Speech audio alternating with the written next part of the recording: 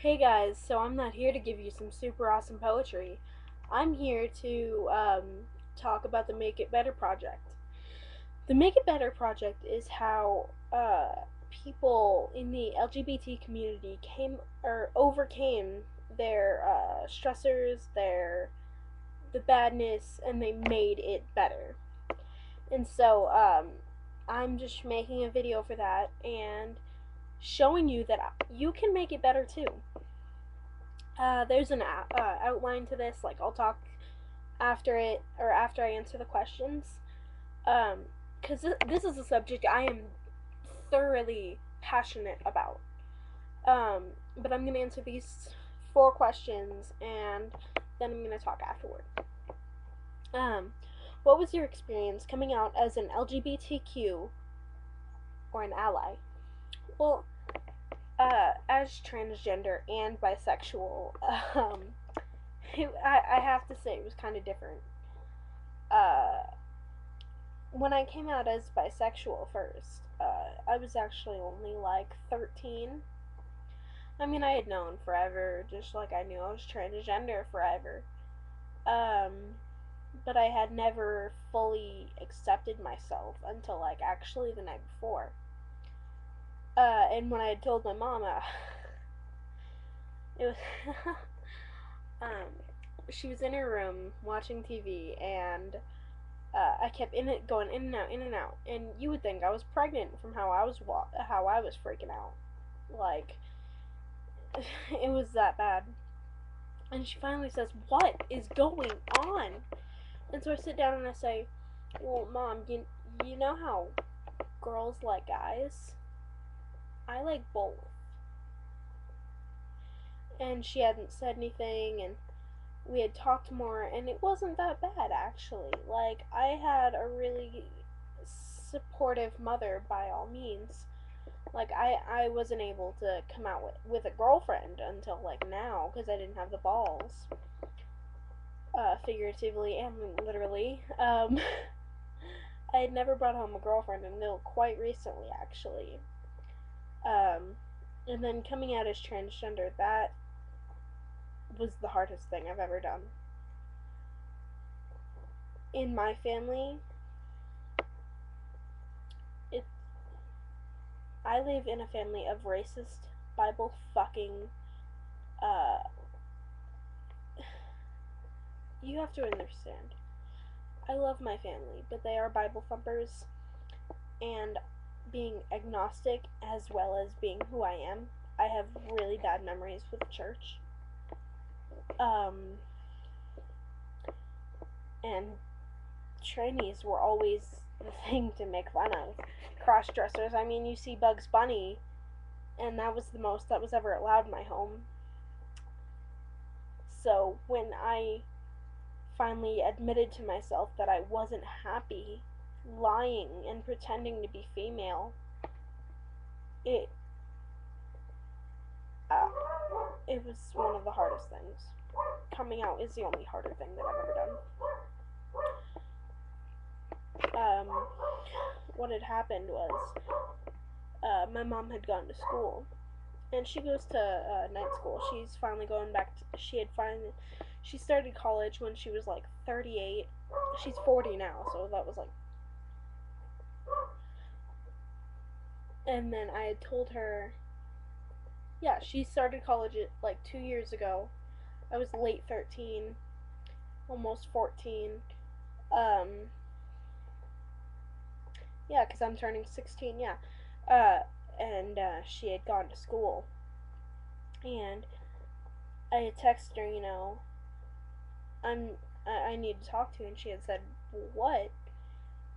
And I had said, well, I'm transgender. I'm a boy born in a girl's body. And in Colorado, that's not something that goes on. In my community, it's hard being gay or lesbian or bisexual, let alone transgender. Um, so it was one of the hardest things I've ever done. She ignored me for probably 3 days afterward. before she started even talking to me again. Um, and even then, it was to tell me to do the dishes. Um, lately, like, recently, she's been doing amazing. I love my mom with all my heart. She's the one who gave birth to me. She's the one who raised me. She's the one who fed me, clothed me, all that. I'm just saying it was hard. There was a time when I was in such a state of depression that I literally felt like I was drowning at all times. I was drowning in my own misery. Um, I have cuts on my wrists, on my shoulders, on my legs from when I couldn't handle myself, my world, my everything. There's deep cuts, there's shallow cuts. I mean, they're all scars now, but if I can come out of that, if I can survive hating myself and killing and trying to kill myself 4 times, 4+ times, you can survive whatever you're going through. I mean, I know I have it better than a lot of you do. I mean, especially if you're still in the closet. Because I know being in the closet is one of the worst places you can ever be. You can come out to me, by the way. I won't judge you. I won't hate you. I will love you for who you are. That's not exactly what I received. Number 3. What has been done in your school or community to make it better for you? Well, that's kind of a complicated question to answer. Like, I'm a sophomore, and beginning this year, I started at one high school, and then I was thrown into a mental hospital for self-harm and suicidal ideations. Um, and then I moved to a different school.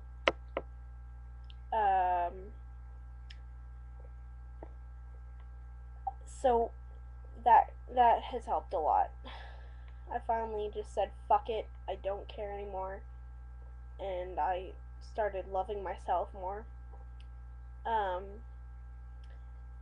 and then my GSA at my school, we've been doing teacher and student trainings where me and the rest of my GSA line up and we tell teachers, other students, our stories, along with some statistics from GLSEN, and we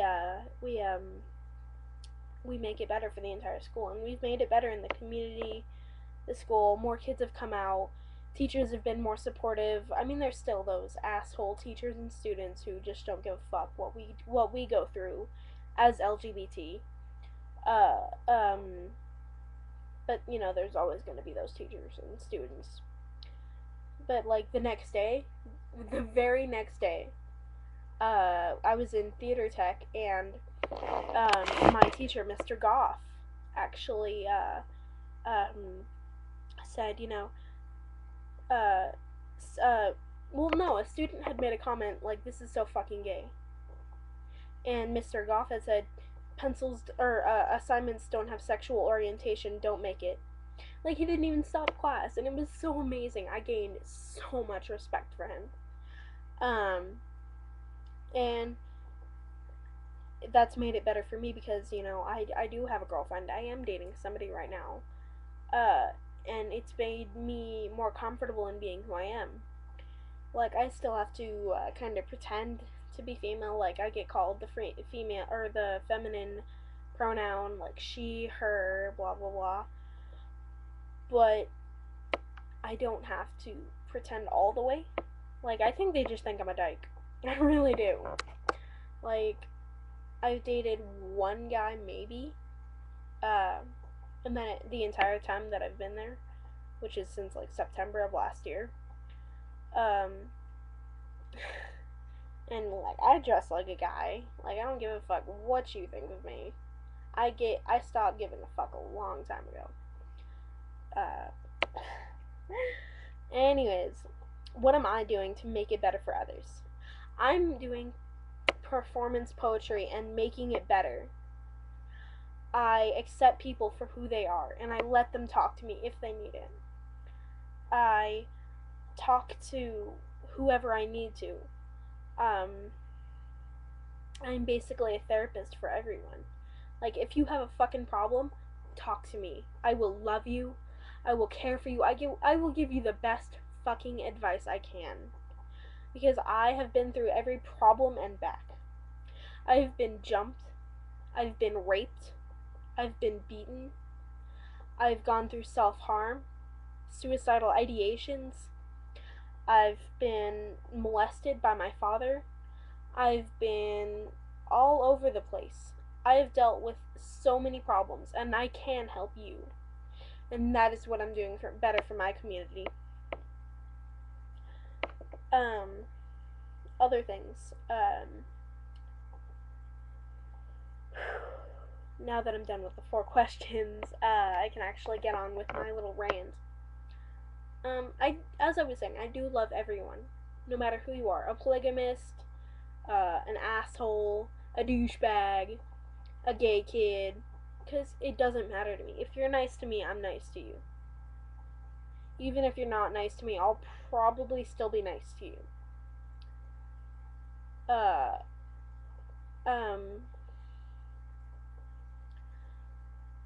And, like, I don't know where I was going with this. Like, I'm already 11 minutes into this video, and it's, like, the longest video I've ever made.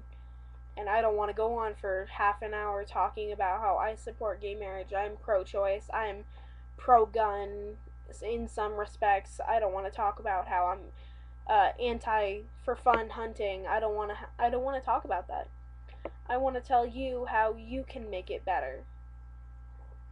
So I'm going to tell you my story. Well,